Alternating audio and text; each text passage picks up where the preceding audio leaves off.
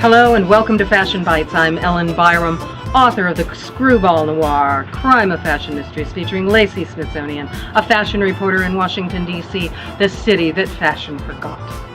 Now, today I want to talk about wedding gowns. I think about them from time to time, especially because when my characters grow, sometimes they get married. Lots of opportunity for comic disasters. There's a wedding in Veiled Revenge, the 9th book in my series.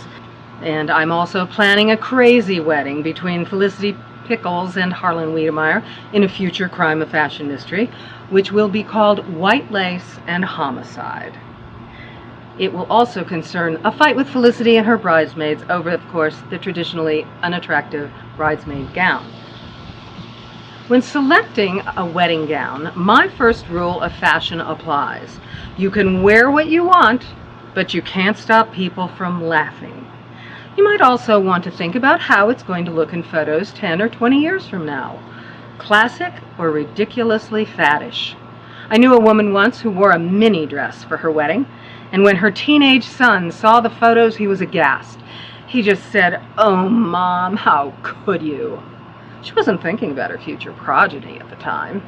And how about that bathing cap look that was so popular for a while, like Celine Dion wore in her wedding?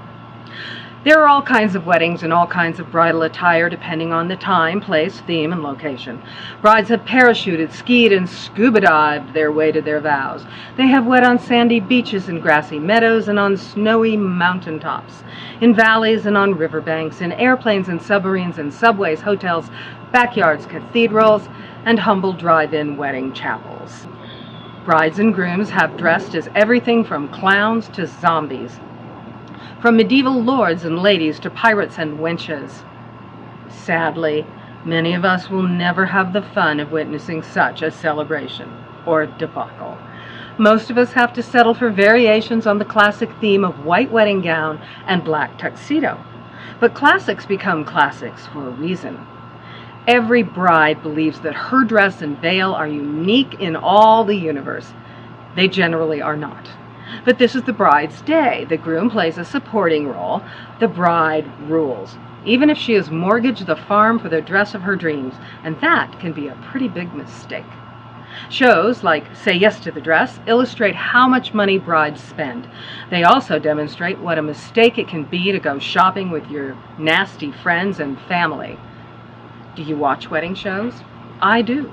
And I enjoy them, but I have to admit I am shocked when people spend astronomical amounts on the dress, not to mention the cost of the rest of the event. Obviously, we do not breathe the same rarefied air. In some cases, they could have bought a car with that money. They could have a down payment for a house.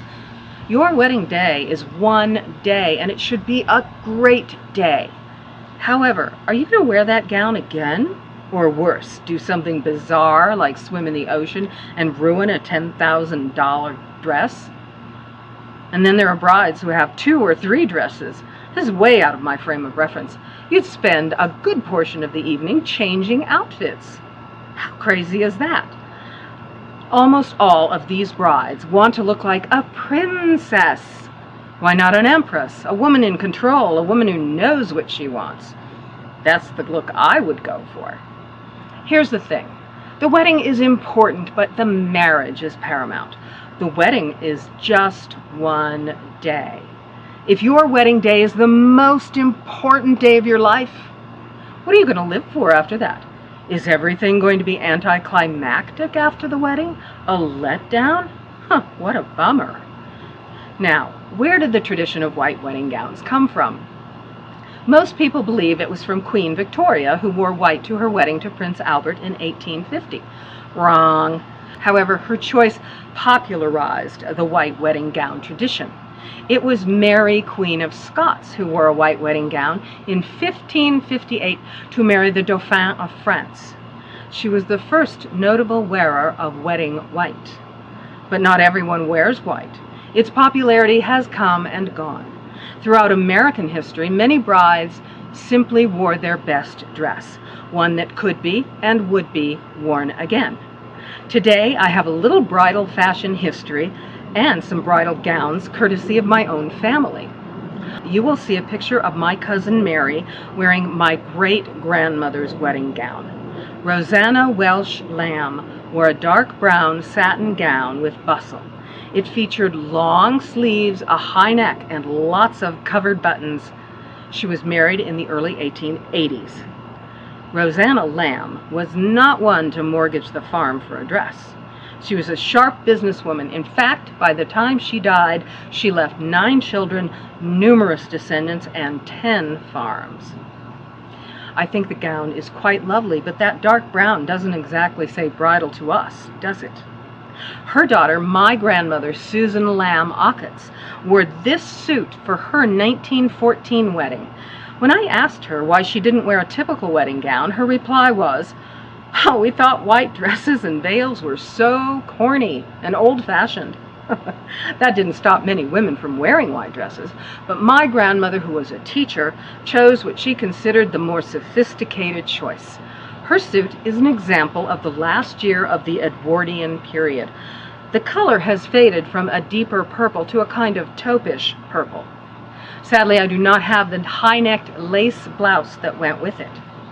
The jacket has a tassel button closure in front, and I think it had 2 tassels on the peaks of the jacket. Only one is still here, one missing. It also has a clever taffeta cummerbund stitched inside that you simply snap closed on the other side. The suit itself is made out of a nubby cotton. I suspect my grandmother made it herself. She was a seamstress. The skirt is an asymmetrical 3-tiered hobble skirt, which means it wasn't very large around the bottom and restricted your stride. Nevertheless, she was the picture of the young, modern, professional bride. I do not have a picture of the entire ensemble, but here's a picture of the wedding couple. So young and so serious and so beautiful. Now, this satin gown hanging behind me was worn by 2 sisters, my Aunt Margaret and my mother, both during the 1950s. On screen there will be a photograph of my mother, Lori Ocketts Byerrum, in the gown. The dress was made by a local seamstress for Margaret, and my mother wore it later. The dress was pure white satin, which has mellowed into a beautiful ivory. My mother said it was the best grade satin they could find. The only embellishment on this dress was covered buttons. There are 44 buttons in all, 22 on the front, 12 on the back panel, and 6 on each sleeve, which dip down the hands. The sleeve style was known in the past as Queen Anne sleeves because Queen Anne Boleyn wore her sleeves long to cover up a rumored 6th finger. This dress is also pretty covered up. No low necklines in my family. And this is my wedding gown. When I was married, wedding dresses were excessive. They had high necks, they had huge puffy sleeves, and giant spreading skirts. That was simply not my style. Like today's brides, I was looking for something unique. Can you guess that I went vintage? You can? This is an ivory crepe gown from the 1930s with a sweetheart neckline. The low back echoes the sweetheart style. This dress is embellished with faux pearls, bugle beads, and rhinestones in a pattern of stars and leaves. With its sweeping skirt, it is a dress made for dancing. Now, the day I found it, I was completely frustrated with everything I'd seen, and I thought, if I don't get a dress today, I'm not getting married. That's it. I walked into a vintage store in Old Town Alexandria, looked down on the ground, and my dress was in a heap on the floor. I picked it up, took one look at it, and asked the price. It was $100. It was very large and had to be altered, and I paid more for the alterations than the dress. And yes, I love it. But that doesn't mean someone somewhere is saying right now, what was she thinking? This is just a glimpse at how styles change. You don't have to burn all your savings to find something meaningful to wear on your wedding.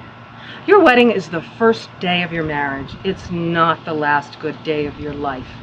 That would be a crime of fashion. You will have highs and lows, and hopefully the wedding will remain a wonderful memory. But we should always be able to look forward to more great days. That's all I have for now. If you want to know more about me or my books, check out my website at ellenbyerrum.com. If you like this video, please hit the like button and consider subscribing to this channel. That way you won't miss any, and feel free to share. This isn't a secret society. I'll see you next time. Bye.